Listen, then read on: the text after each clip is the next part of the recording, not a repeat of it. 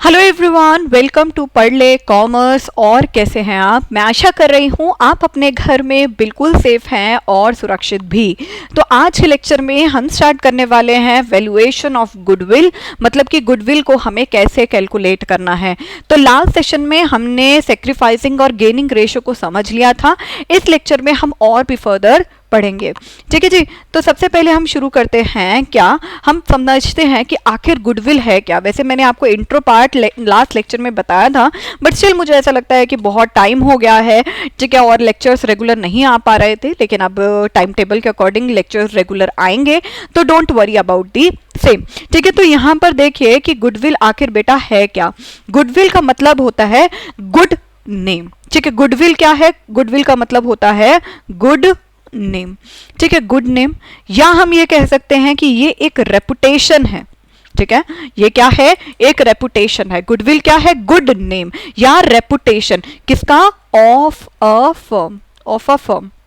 ठीक है, अब ये कैसे पाई जाती है, या कि कैसे पाई जाती है, मतलब कैसे कमाई जाती है, सॉरी पूरा अगर मैं बोलूं तो ये हम ये कह सकते हैं, इसे गुड नेम या रेपुटेशन को अर्न करने के लिए क्या चाहिए होता है? ये कौन अर्न करता है? पहली बात, ये अर्नड बाय फर्म, ये तो फर्म अर्न करती है। और कैसे अर्न करती है? अगर फर्म अर्न कर रही है गुड नेम या reputation of a firm earned by the firm, तो goodwill refers to the good name या रेपुटेशन ऑफ अ फर्म जो फर्म अर्न करती है। कैसे अर्न करती है? फर्म अर्न करती है हार्डवर्क से। कैसे अर्न करती है? हार्डवर्क से। या हम यहां पर ये बोल सकते हैं कि firm honesty of its owner, ठीक है, उसके जो ऑनर्स होते हैं उसकी ऑनेस्टी से हम ये कहते हैं कि गुडविल प्राप्त होती है। तो हम क्या बोलेंगे? गुडविल क्या है? गुडविल मतलब गुड नेम या reputation of a firm earned by the firm by hard work and honesty of its owner. अब देखो, अगर यहां पर देखना, अगर हमारी जो फर्म है, फॉर एग्जाम्पल मैं कहूं कि हमारी जो फर्म है वो अच्छी सर्विस प्रोवाइड करती है, तो फर्म रेंडर्स मतलब प्रोवाइड करना, रेंडर्स गुड सर्विस। अगर फर्म गुड सर्विस प्रोवाइड करती है तो क्या होगा बताओ मुझे? कस्टमर जो होगा, जो कस्टमर होगा, customer will come again and again, customer will come again and again. अब कस्टमर बार बार आएगा तो क्या होगा? जो फर्म होगी, ठीक है, अगर फर्म अच्छी सर्विस दे रही है कस्टमर को, तो कस्टमर बार बार आएगा या नहीं आएगा? कस्टमर बार बार आएगा। और अगर कस्टमर बार बार आएगा तो फर्म का जो प्रॉफिट होता है, मैंने क्या बोला? फर्म का जो प्रॉफिट होता है वो भी इंक्रीज होता जाएगा। ठीक है, तो गुडविल क्या है? गुडविल मतलब गुड नेम या reputation of a firm earned by the firm अपने हार्डवर्क से या ऑनेस्टी ऑफ इट्स ऑनर से। और अगर फर्म रेंडर करती है अच्छी सर्विस को तो क्या होगा? कस्टमर बार बार आएगा और अल्टीमेटली जो प्रॉफिट होगा वो भी इंक्रीज होगा। अल्टीमेटली क्या होगा? जो प्रॉफिट होगा वो भी इंक्रीज हो जाएगा। समझ में आया ये बात? चलो जी, अब मैंने कैरेक्टरिस्टिक वैसे बताए थे, लेकिन फिर भी मैं एक बार ही बता देती हूँ। ठीक है, तो गुडविल के क्या क्या कैरेक्टरिस्टिक्स हैं? ठीक है, गुडविल के क्या क्या कैरेक्टरिस्टिक्स हैं? पहला कैरेक्टरिस्टिक होता है कि गुडविल क्या होता है? आपकी अच्छाई, आपकी, आपने इज्जत कितनी कमाई है ना, मार्केट में आपने इतना अच्छा सर्विस प्रोवाइड किया, आपने इज्जत कितनी कमाई है।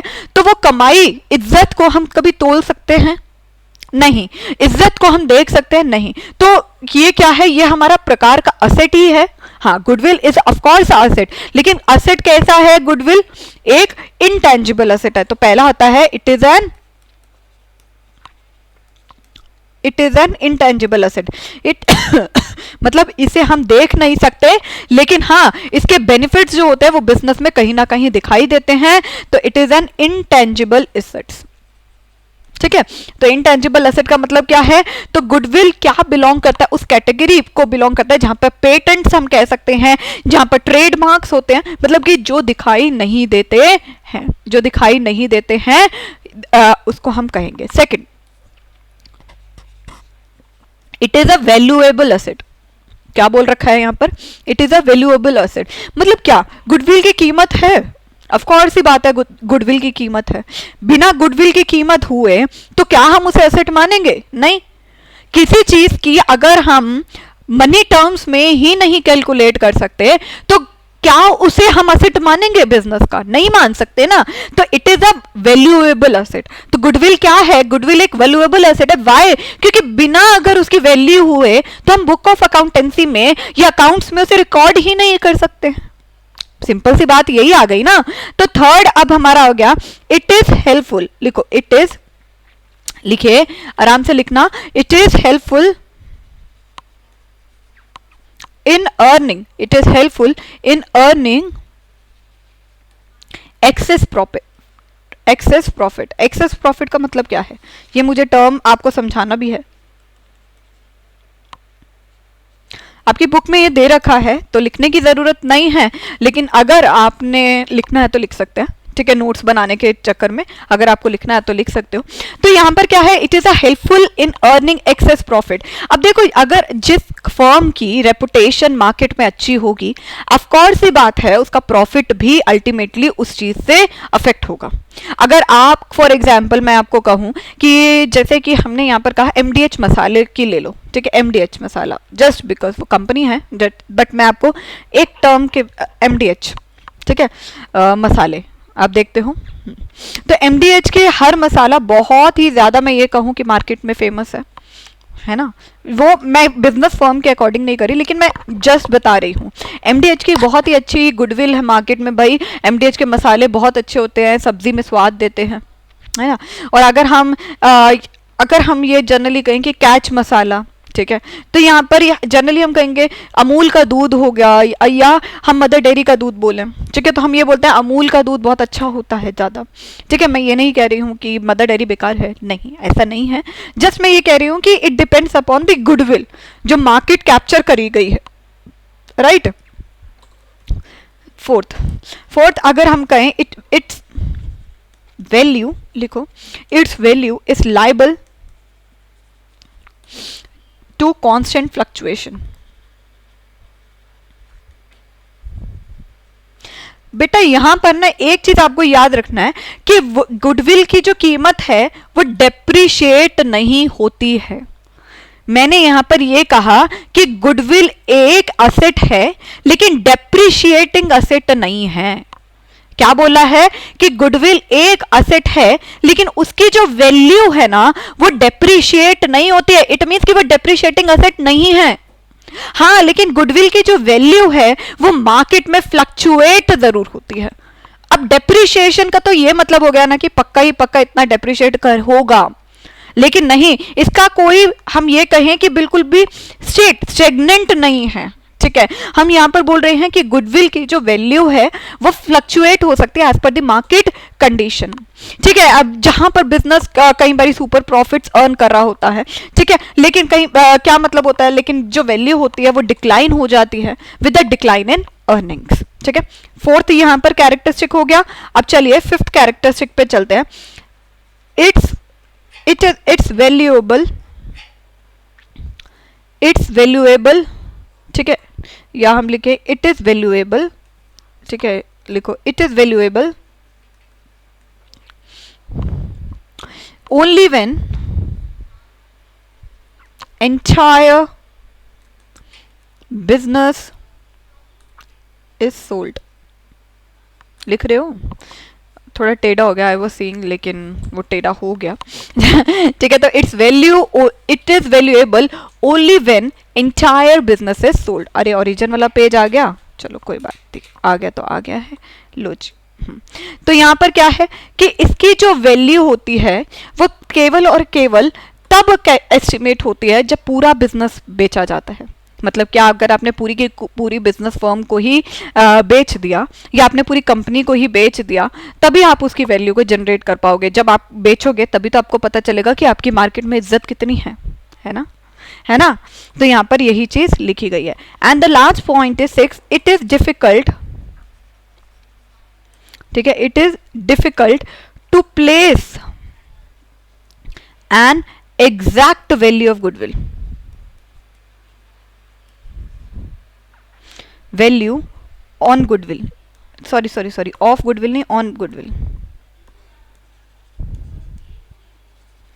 अब बेटा यहाँ पर लिख रखा है कि हमने देखा था कि गुडविल की जो वैल्यू होती है वो डेप्रिशिएट नहीं होती है, तो goodwill is not a depreciable asset, but goodwill का हम ये कह सकते हैं कि जो गुडविल है उसका जो वैल्यू है वो टाइम टू टाइम फ्लक्चुएट होती है, ठीक है। तो इसीलिए जो गुडविल की वैल्यू है, एग्जैक्ट वैल्यू, वो बहुत ही ज्यादा मुश्किल होती है कि हम उसको एस्टिमेट कर पाए। तो गुडविल को हम एग्जैक्ट वैल्यू जो गुडविल की होती है उसे एस्टिमेट करना बहुत ही ज्यादा मुश्किल होता है, ठीक है। अब चलो आगे ओरिजिन ऑफ गुडविल देख लेते हैं। तो यहां पर हमने करा था, तो फ्रॉम द अबव जो goodwill is an extra earning capacity of the business, thus all the factor that help in the earning profit affect the goodwill of the firm. तो following factor of the goodwill कौन कौन से है? पहली बात, favourable location of business. तो जहां पर बिजनेस लोकेट होता है वो बहुत ही ज्यादा कन्वीनियंट या प्रोमिनेंट प्लेस होता है, और इसके वजह से क्या होता है, जो ज्यादा कस्टमर वो अट्रैक्ट कर पाता है, तो इसीलिए हम ये कह सकते हैं ज्यादा उसकी गुडविल होती है। Efficiency of management, efficiency of management का मतलब होता है it is a business is run by experience efficient management. तो यहां पर क्या रखा है कि कौन कौन से फैक्टर हैं जो गुडविल को अफेक्ट करते हैं। तो पहला अफेक्ट करता है लोकेशन, सेकंड होता है मैनेजमेंट। देखिए मैनेजमेंट बहुत इंपॉर्टेंट है, अगर आपकी मैनेजमेंट अच्छी नहीं है तो ऑफकोर्स ही बात है, चाहे वो कंपनी हो चाहे वो बिजनेस फर्म हो, वो अच्छी तरह रन नहीं कर पाएगी और अल्टीमेटली लॉस में आएगी। तो पहले अगर कंपनी की अच्छाई है या हम ये कहें बिजनेस फर्म की गुडविल है, वो पहली बात आप लोकेशन कहां है आपकी बिजनेस की, ठीक है। सेकेंडली आपका मैनेजमेंट कैसा है, अगर मैनेजमेंट अच्छा होगा तो लोग भी खुश रहेंगे, और लोग खुश रहेंगे तो प्रॉफिट अल्टीमेटली इंक्रीज होगा, और प्रॉफिट इंक्रीज अल्टीमेटली इंक्रीज करेगा गुडविल को, ठीक है। The longevity of the business, older, longevity मतलब कि कितने लंबे समय से जो बिजनेस है, ठीक है। An older business is better known to its customer. अब ये थोड़ी है कि आज आपने बिजनेस खोला तो कल आप पूरे मार्केट कैप्चर कर लोगे, नहीं। फॉर एग्जांपल मैं कंट्री डिलाइट का यहाँ पर एग्जांपल देना चाहूंगी। अब कंट्री डिलाइट अगर आप देखोगे तो बहुत ही ज्यादा ऐड आती है भाई, इतनी ज्यादा ऐड ना मैंने ना कभी अमूल की भी नहीं देखी है टीवी पर या यूट्यूब पर या कहीं भी, चाहे फेसबुक हो चाहे इंस्टाग्राम हो, ठीक है, कोई भी सोशल साइट ले लो, लेकिन कंट्री डिलाइट की ऐड अगर आपको दिन में 2 से 3 बारी नहीं दिखती है तो भाई नहीं चलने वाला। तो यहां पर क्या है कि क्या कंट्री डिलाइट आज ही खुला है? नहीं, 2 साल हो गए हैं अप्रॉक्स, लगभग 2 साल, ठीक है, ज्यादा भी हो सकते हैं, I am just giving the approx idea, ठीक है। तो उन्होंने क्या किया, उन्होंने मार्केटिंग करी। अब मार्केटिंग करते गए वहां पे मार्केटिंग टेक्निक जो थी वो बहुत ज्यादा काम आई। लेकिन हाँ, हम या क्या ये कह सकते हैं कि कंट्री डिलाइट जो है वो अभी तक अमूल को बीट कर पाया? नहीं, अमूल को तो कोई बीट नहीं कर पाया अभी तक, क्योंकि जो अमूल है भाई वो कितने सालों से है, ठीक है। जितना लंबा बिजनेस होगा, ठीक है, जितना लंबा बिजनेस होगा ज्यादा उसकी गुडविल होगी। अगर आप क्या कर रहे हो, good reputation over a period of time, क्योंकि अगर आपने, हम ये कहे कि प्रोडक्ट अच्छा बेचा है, ठीक है, तो उसके earning capacity of the business. Now यहाँ पर number of customer is an indicator of the earning capacity of the business. अब देखिए अमूल ने सबसे ज्यादा मार्केट कैप्चर कर रखा है ना, तो यहाँ पर यही चीज बोली गई है। तो नेचर ऑफ गुड्स, अब कैसे प्रोडक्ट आप बेच रहे हो, अगर आप डेली यूज के गुड्स को बेच रहे हो तो स्टेडी प्रॉफिट होगा, as the demand of the goods will be stable, such business will have more goodwill, but if it deal in a fancy good, its profit will be uncertain and the value of the goodwill will be less। अब देखो अगर daily products आप बेच रहे हो, मतलब कि daily का मतलब रोजाना यूज होने वाला, तो डेयरी प्रोडक्ट्स तो उसकी ज्यादा मार्केट कैप्चर होगी तो उसकी गुडविल भी ज्यादा होगी। लेकिन अगर आप कोई फैंसी प्रोडक्ट्स को बेच रहे हो, फॉर एग्जाम्पल मैं अगर आपको यहाँ पर कहूँ कि किचन यूटेंसिल्स, ठीक है, तो ज्यादा मार्केट कैप्चर नहीं होती है, ज्यादा गुडविल भी नहीं होती है ना, तो this is a kind of this, ठीक है। उसके बाद हमारा क्या है, फोर्थ के बाद monopolistic and other rights. Fifth वाला रह गया क्या? हाँ, पोजेशन ऑफ लाइसेंस, तो फिफ्थ वाला मैं यहीं लिख देती हूँ, ठीक है, बाई चांस स्पेस मिल ही गया है मुझे। तो अगर आपको बुक में से खोलना है तो डीके गोयल की बुक में से आप खोल सकते हैं, ठीक है। तो डीके गोयल बुक 3.4 पेज पर लिखा है ये। तो फिफ्थ यहाँ पर लिख रखा है क्या, उन्होंने possession of licence. Possession of licence का मतलब क्या होता है, यहाँ पर ये भी चीज देख लेते हैं, एक बारी बुक में से रीड कर लो साथ साथ आप, तब तक मैं लिख देती हूँ। ठीक है, पोजेशन ऑफ लाइसेंस। अब यहां पर बोल रखा है अगर कोई जो फर्म होती है, क्या बोल रखा है कि अगर बेटा कोई फर्म है, ठीक है, उसने होल्ड कर रखा है इंपोर्ट लाइसेंस। क्या मैंने बोला? अगर कोई फर्म है, ठीक है, मैंने बोला अगर कोई फर्म है और उसने क्या कर रखा है, उसने अगर होल्ड कर रखा है इंपोर्ट लाइसेंस को। इंपोर्ट लाइसेंस का मतलब क्या होता है बताइए? इंपोर्ट लाइसेंस मतलब क्या कि वो बाहर से गुड्स को इंडिया में बुला सकती है। तो goodwill of the firm will be more, जो गुडविल होगी वो ज्यादा होगी दूसरे फर्म से, to enter the business in the absence of this licence. ठीक है, तो अगर पोजेशन ऑफ लाइसेंस, अगर उसने इंपोर्ट लाइसेंस को ले रखा है तो उसकी गुडविल ज्यादा होगी as compare to other business. Sixth होता है monopolistic and other rights. If a business enjoy monopoly market, monopoly market में अगर बिजनेस एंजॉय करता है तो शॉर्ट प्रॉफिट होंगे क्योंकि सम स्पेशल राइट्स होंगे, जैसे पेटेंट होगा, ट्रेडमार्क होगा, कॉपीराइट होगा, कंसेशन होगा, it will be of more profit. ठीक है, उसके बाद रिस्क इन्वॉल्व, तो if there is more risk, अगर ज्यादा रिस्क होगा involve in the business, the value of the goodwill will be less. मतलब क्या है कि अगर रिस्की बिजनेस है तो उसकी ऑफकोर्स सी बात है गुडविल लेस होगी। क्यों? क्योंकि रिस्क फैक्टर बहुत इंपॉर्टेंट होता है, कई बारी लॉस भी हो जाता है। ठीक है, trend of profit, if the profit of the business are increasing continuously, अगर बिजनेस का जो प्रॉफिट है वो बार बार इंक्रीज हो रहा है, of its goodwill will be more, तो उसका गुडविल भी अफेक्ट होगा और ज्यादा होगी। If the profit are declining और the profits are uncertain, the value of the goodwill will be less. Future competition, future competition में हम ये कह सकते हैं द लाइक्लीहुड ऑफ और possibility of increase competition in future would definitely reduce the value of goodwill. ठीक है, तो कैपिटल रिक्वायर्ड, अब capital required, the amount of capital required for the business will also influence the value of goodwill. अब यहां पर बोल रखा है पहली बात क्या है, फ्यूचर कंपटीशन, तो जो मतलब क्या होता है, जो पॉसिबिलिटी होती है इंक्रीज कंपटीशन की फ्यूचर में, वो रिड्यूस करता है वैल्यू ऑफ गुडविल को। ठीक है, उसके बाद कैपिटल रिक्वायर्ड, कैपिटल कितनी रिक्वायर्ड होती है बिजनेस की, वो भी इन्फ्लुएंस करता है वैल्यू ऑफ गुडविल को। और if the two business enterprise on the same rate of business, same rate of profit, the business with lesser capital requirement shall enjoy more goodwill. अब यहां पर बोल रखा है कि अगर दो बिजनेस फर्म्स हैं, ठीक है, और दोनों ने, एक ने ज्यादा कैपिटल लगाई और एक ने कम लगाई, लेकिन दोनों का प्रॉफिट बहुत ही ज्यादा इक्वल आ रहा है, या इक्का दुक्का का हम ये कहें कि डिफरेंस है, तो हम ये कहेंगे जिस फर्म ने कैपिटल कम इन्वेस्ट करी होगी उसकी गुडविल ज्यादा होगी। तो अदर फैक्टर कौन कौन से होते हैं? गुड इंडस्ट्रियल रिलेशंस, ठीक है, favourable government regulations, stable political condition, research and development effort, effective advertising to establish brand popularity of product in terms of quality. तो इसको आप ये थोड़ा सा रीड कर लीजिएगा। ठीक है, और अब हम करेंगे क्या हम यहाँ पर कहेंगे कि टाइप्स ऑफ गुडविल कौन कौन सी होती है। गुडविल को हमने क्लासिफाई करा है परचेज गुडविल या सेल्फ जनरेटेड गुडविल और इनहेरिटेंट गुडविल। अब यहाँ पर जो कैरेक्टरिस्टिक्स क्लासिफिकेशन ऑफ गुडविल है उसको भी एक बारी थोड़ा सा देख लेते हैं। ठीक है, तो स्पेस की कमी थोड़ी सी आ रही है। ओके, आगे हो गया, चलो हाँ, तो ये वाला हो गया है। चलिए अभी हमारे पास पेज है, तो चलिए वैल्यूएशन ऑफ गुडविल करते हैं, लेकिन उससे पहले क्लासिफिकेशन कर लेते हैं। ठीक है, सबसे पहले क्लासिफिकेशन ऑफ गुडविल कर लेते हैं थोड़ा सा। क्लासिफिकेशन ऑफ गुडविल, ठीक है, क्लासिफिकेशन ऑफ गुडविल को हमने यहाँ पर पढ़ना है कि क्लासिफिकेशन गुडविल को हमने टू टर्म्स में बांटा है। That is first is purchase goodwill और सेकंड है सेल्फ जनरेटेड गुडविल।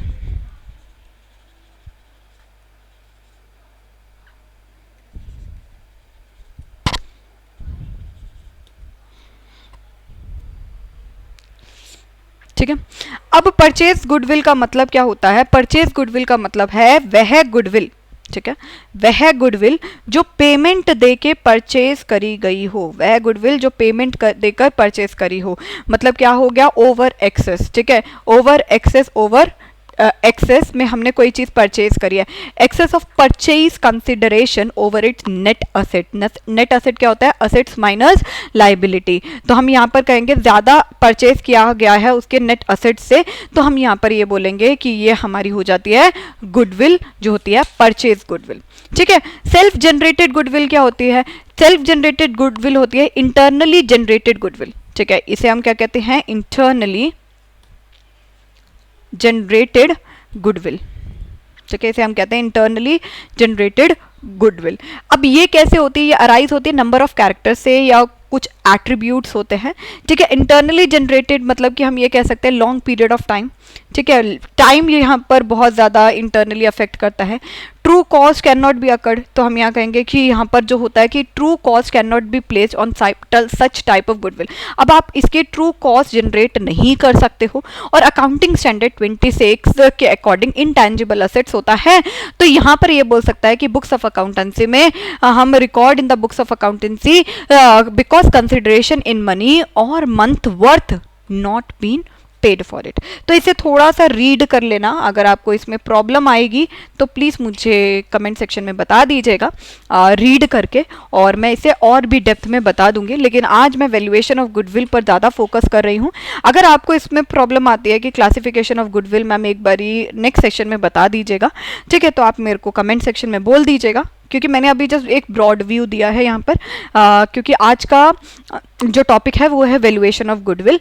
तो जरा सा मैंने बोला है कि गुड क्लासिफिकेशन ऑफ गुडविल में दो टाइप की होती है। परचेज गुडविल, यहाँ पे हम पेमेंट करते हैं, more purchase consideration over it net assets, self generated होती है जो इंटरनली जनरेट हो और यहाँ पर over a longer period of time internally generate होती है। ट्रू कॉस्ट हम इसे इसकी नहीं कर सकते, और as per accounting standard 26 intangible asset record in the books of accounts, ठीक है, because consideration it is not, तो सेल्फ जनरेटेड गुडविल जो होती है वो रिकॉर्ड नहीं होती है क्योंकि इसकी ट्रू कॉस्ट जनरेट नहीं होती है। तो एज पर AS 26 हम ये कह सकते हैं कि इसे हम नहीं लिख सकते, ठीक है।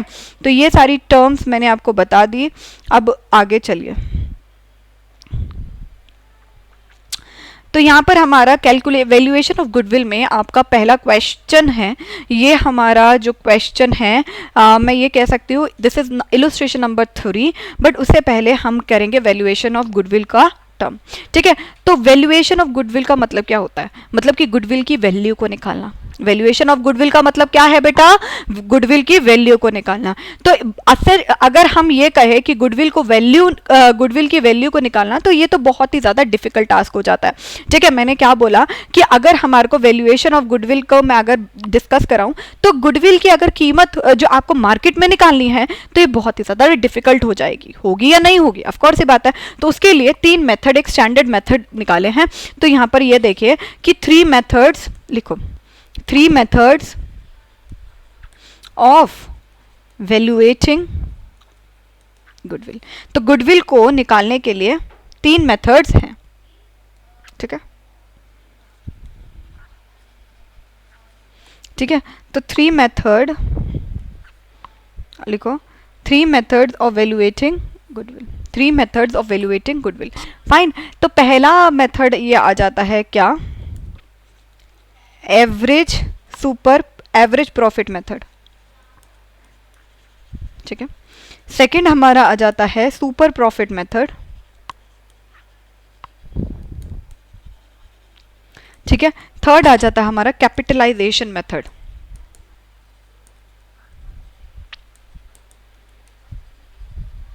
अभी हम किस पे डिस्कस करेंगे, एवरेज प्रॉफिट मेथड पे, ठीक है। तो हम किस पे आज डिस्कशन करेंगे, एवरेज प्रॉफिट मेथड पे। तो गुडविल को वैल्यू करने के लिए हमारे पास 3 टाइप्स के मेथड होते हैं, average profit method, super profit method, capitalisation method. तो आज हम डिस्कस पे कर रहे हैं एवरेज प्रॉफिट मेथड पर हम डिस्कस कर रहे हैं, ठीक है। तो चलिए, अब एवरेज प्रॉफिट मेथड का मतलब क्या होता है, लिखो। फर्स्ट, एवरेज प्रॉफिट मेथड, ठीक है।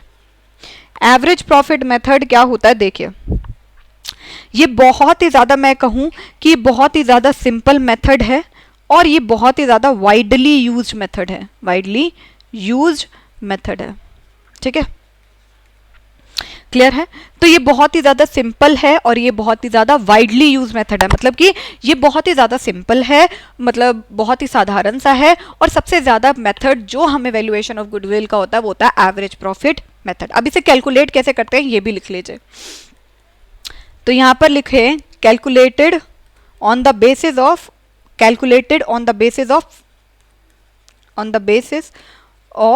Number of past years, number of past year profit,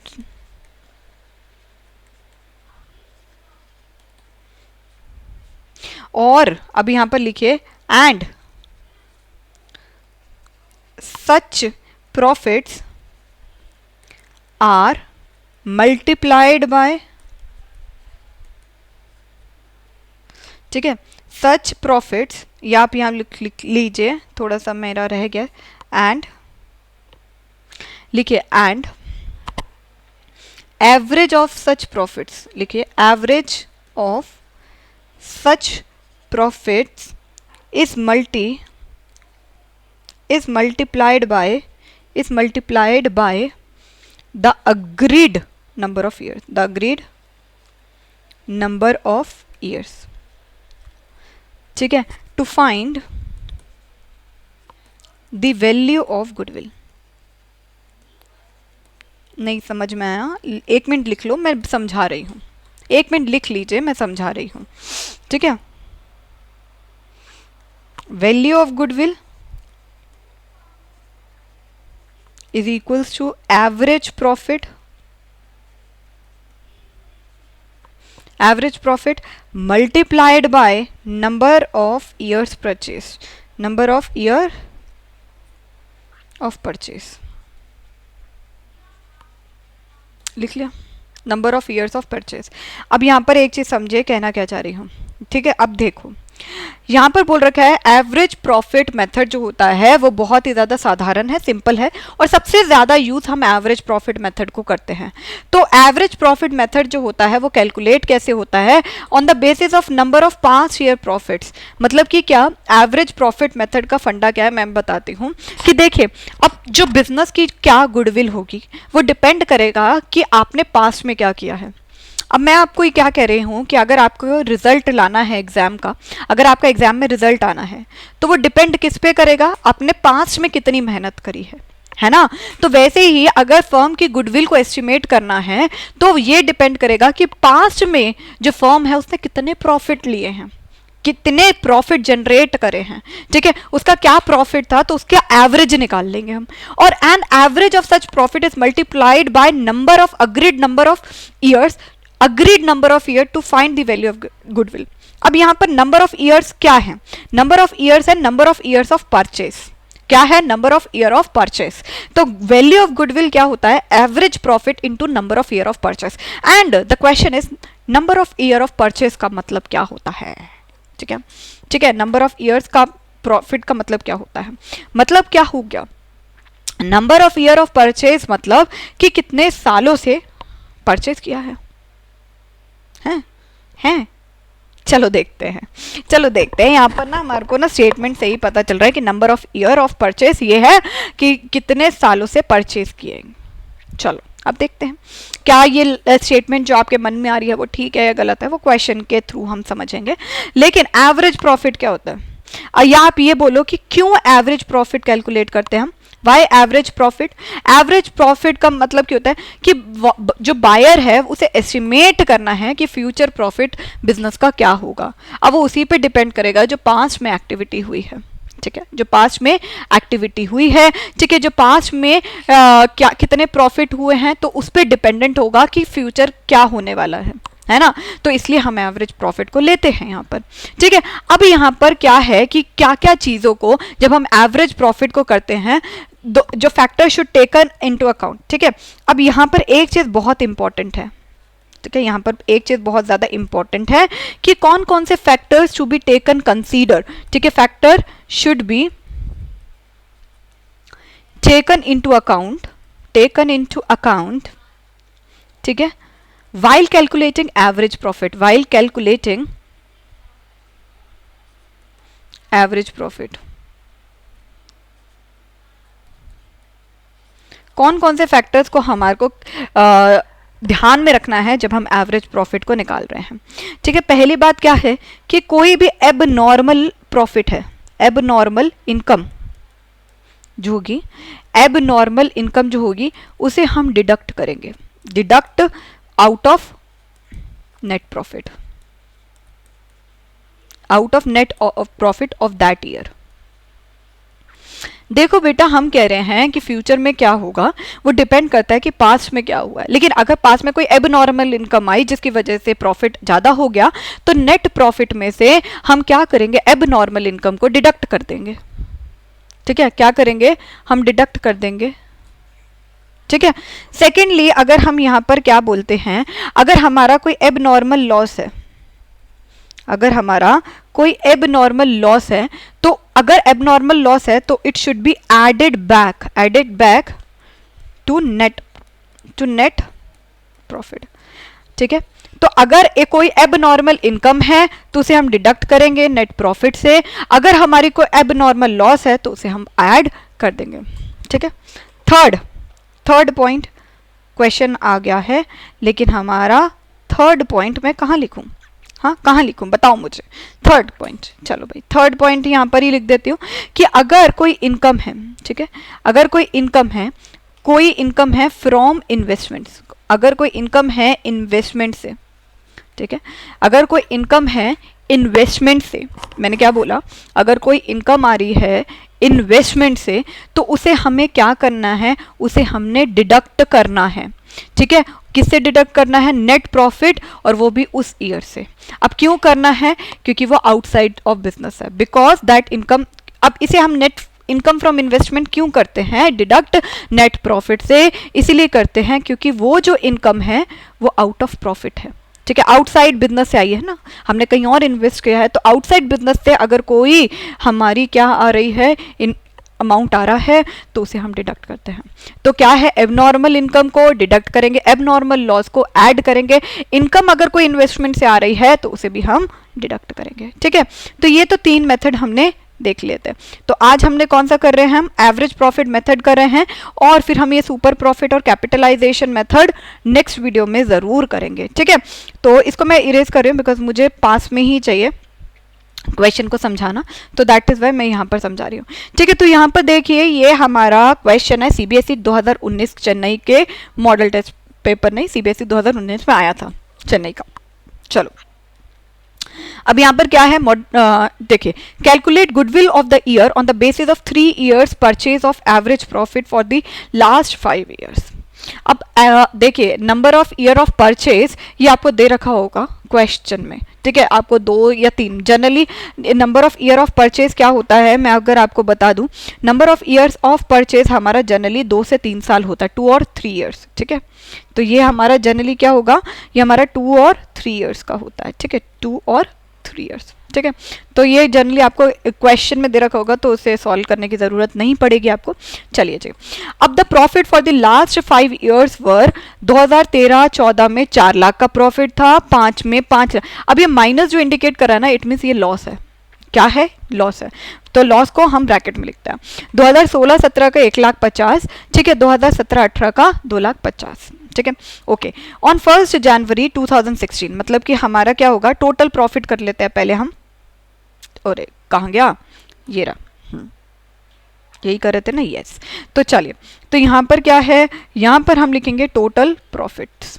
ठीक है, टोटल प्रॉफिट्स हम करेंगे, टोटल प्रॉफिट्स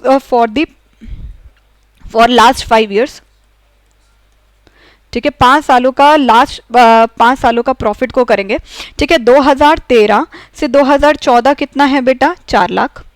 ठीक है, 4 लाख। ओके, 2014 से 2015 का कितना प्रॉफिट है, 5 लाख। ठीक है, अब 2015 से 2016, अब यहाँ पर कोई देखा था ऑन 1 जनवरी, तो हम फाइनेंशियल ईयर करते हैं, है ना, 1 अप्रैल टू 31 मार्च। तो 1 जनवरी 2016 किस में आया, 2015 से लेके 2016 के बीच में। A fire broke out which resulted in the loss of the goods during 3 lakh. अब यहाँ पर देखिए, यहाँ पर क्या हुआ, ये क्या है, एबनॉर्मल लॉस हो गया। क्या हो गया, ये हमारा एबनॉर्मल लॉस हो गया। अगर एबनॉर्मल लॉस है तो इसको ऐड बैक करोगे, और a claim of 70,000 was received from the insurance company. अब ये क्या है, इनकम फ्रॉम बोलो, इनकम फ्रॉम इन्वेस्टमेंट्स, ठीक है। अब ये आउटसाइड ऑफ द कंपनी आई है, तो यहाँ पे इसे हम क्या बोलेंगे कि ये हमारी एबनॉर्मल इनकम हो गई। ये तो हमारी बिजनेस का पार्ट ही नहीं था, एबनॉर्मल इनकम हो गई कि इंश्योरेंस कंपनी ने हमें इतना क्लेम दे दिया, तो एबनॉर्मल इनकम होगी तो इसे हम डिडक्ट करेंगे, ठीक है। तो यहाँ पर 2015-16 में हमने देखा था कि 60,000 यहाँ पर क्या था, लॉस था। इसमें हमने ऐड करना था 3 लाख। 3 लाख क्या था बेटा जी, एबनॉर्मल प्रॉफिट था, उसमें माइनस हम करेंगे 70,000। ये हमारी एबनॉर्मल ये ऊपर वाला लॉस था, ये प्रॉफिट है ना। एबनॉर्मल लॉस हो गया, ये एबनॉर्मल इनकम हो गई, तो इसको माइनस करोगे तो कितना आ जाएगा, 2 लाख, यहाँ 70, दोनों ही माइनस माइनस करने हैं ना। ये लो, इसको भी माइनस को मैं ब्रैकेट में लिख दो, ठीक है। तो 60 ये क्या हो गया, 130 माइनस करने हैं हमारे को किसे, 3 लाख में से, तो कितने आ जाएंगे, 1,70,000। तो यहाँ पर हमारे 1,70,000 रुपी आ गए। 2016 के 17, चलो भाई देखते हैं, इसमें कुछ करना है। 2016-17 में कोई दिक्कत आई नहीं आई, तो 1,50,000 अल्टीमेटली हमारे यहाँ पर प्रॉफिट हो गया। 1,50,000 हमारे यहाँ पर प्रॉफिट हो गया। अब यहाँ पर क्या है, 2017-18, 2017, 2018 कितना हुआ हमारा। अब देखो, a firm received an unexpected tax refund. Unexpected tax refund का मतलब क्या होता है, एवरेज मतलब एबनॉर्मल इनकम हो गई ना। तो यहां पर आप क्या करोगे, 2,50,000 में से कितना माइनस कर दोगे, हम 80,000 को यहां पर माइनस कर देंगे, तो यहां पर 17-18 का हो गया 1,70,000। तो टोटल प्रॉफिट हमारा यहां पे क्या हो गया, टोटल प्रॉफिट हो गया 13,90,000। तो ये हमारा टोटल प्रॉफिट हो गया, ठीक है, टोटल। चलो भाई, अब हमारा एवरेज प्रॉफिट हमारे को डिस्कस करना था, है ना। तो एवरेज प्रॉफिट को हम यहाँ पर कैसे लिखेंगे, देखो एवरेज प्रॉफिट अगर मैं यहाँ पर आपको बात करूं तो एवरेज प्रॉफिट इसका कैसे निकालोगे, total profit divided by number of years. Total number of years, क्या, टोटल नंबर ऑफ ईयर्स, है ना। तो अभी हमने कितना काउंट किया है, 13,90,000, तो 13,90,000 डिवाइडेड बाय 5, तो यहाँ पर हमारा कितना आएगा, 2,78,000। तो गुडविल अभी हमने देखी थी कैसे होती है, ठीक है। तो गुडविल हमारी अभी देखी थी क्या होगी, तो हम यहाँ पर करेंगे कि goodwill is equals to average profit into number of years of purchase, number of years of purchase, ठीक है। तो अभी हम क्या लिखेंगे, 2,78,000 मल्टीप्लाई बाय 3, और इसका आंसर क्या हो जाएगा, 8,34,000 रुपी। समझ में आया, समझ में आया कैसे करना है, आपको समझ में आया कैसे करना है। तो average profit is equals to total profit divided by number of year. तो ये हमने रॉ फिगर से ही क्या करा, टोटल प्रॉफिट आपको निकालना है। अगर आपको कोई डाउट आ रहा है तो एक क्वेश्चन और कर लेते हैं, थोड़ा सा बड़ा है लेकिन कर लेते हैं, चलो ठीक है, ओके। अब देखो, इससे आपको थोड़ा सा और समझ में आ जाएगा। और ये इलुस्ट्रेशन नंबर 4 हो गया डीके गोयल बुक का, ठीक है, इलुस्ट्रेशन नंबर 4, ठीक है। दिस इज पेज नंबर 3.7, तो ये पेज नंबर 3.7 में आएगा, ठीक है। चलो जी, अब इसको हम एक बार सॉल्व कर लेते हैं। देखो, A and B are partner sharing profit and losses equally, ठीक है, प्रॉफिट सॉरी लॉस नहीं, प्रॉफिट शेयर करें equally. They agree to admit C for equal share. देखो ए और बी हैं, ठीक है, ए और बी हैं, 1:1 में वो शेयर कर रहे हैं, तो उन्होंने कहा कि चलो भाई सी को हम एडमिट कर लेते हैं, सी भी आ जाएगा, ठीक है। For this purpose the goodwill is to be valued at 50% of annual profit, average annual profit, ठीक है जी, ये भी हमें समझ में आ गया, ओके। तो उन्होंने कहा कि ये भी हमारी इक्वल शेयर में आ जाएगा, यहाँ पर ये बोल रखा है, ठीक है, फॉर इक्वल शेयर, वो उसे भी एडमिट कर लेंगे। तो उन्होंने कहा कि जो गुडविल होगी ना बेटा, जो गुडविल होगी, गुडविल कितना होगा, 150% ऑफ एवरेज प्रॉफिट। अब एवरेज प्रॉफिट निकालना और कुछ भी नहीं करना है, ठीक है। तो ये 2015, अब यहाँ पर 2016 का लिख रखा है। तो पहला जो हम करेंगे कैलकुलेशन ऑफ टोटल प्रॉफिट्स, ठीक है। तो कैसे लिखोगे आप लिखोगे कैलकुलेशन ऑफ टोटल प्रॉफिट, ठीक है। तो टोटल प्रॉफिट को बेटा कैसे जनरेट करेंगे, आप लिखिए पहला ईयर एंडेड 31 मार्च, ठीक है। ईयर एंडेड 31 मार्च कितना हो गया। अब यहाँ पर आपको ना थोड़ा सा मैं ये कहूँ कि एक टैबुलर फॉर्म में बना लोगे तो ज़्यादा आसान रहेगा, जैसे बुक में दे रखा है। अदरवाइज अगर आपको वर्किंग नोट्स के तौर पे बनाना है, no problem in that case, लेकिन ये थोड़ा सा आसान हो जाएगा, तो दैट इज़ वाई मैं भी यही बना रही हूँ, ठीक है। तो यहाँ पर हम क्या करेंगे, 2015, यहाँ हम ऐसे एक टेबल बना लेंगे। मैम क्या ये टेबल बनानी ज़रूरी है? नहीं, आप ईयर वाइज कर सकते हैं, कोई प्रॉब्लम नहीं है। तो ठीक है, आप 2015 का अलग, 2016 का वर्किंग नोट्स की तरह बना सकते हैं, कोई प्रॉब्लम नहीं है, ये टेबल बनानी ज़रूरी नहीं है, ठीक है। 2015, ठीक है, 2016, 2017, 2018, 2019, ठीक है, यहाँ पर हो गया। अब देखो प्रॉफिट कितना है, पहली बात प्रॉफिट्स कितना है, आप यहाँ अगर देखोगे तो पहले टोटल फिगर लिख दो, ठीक है।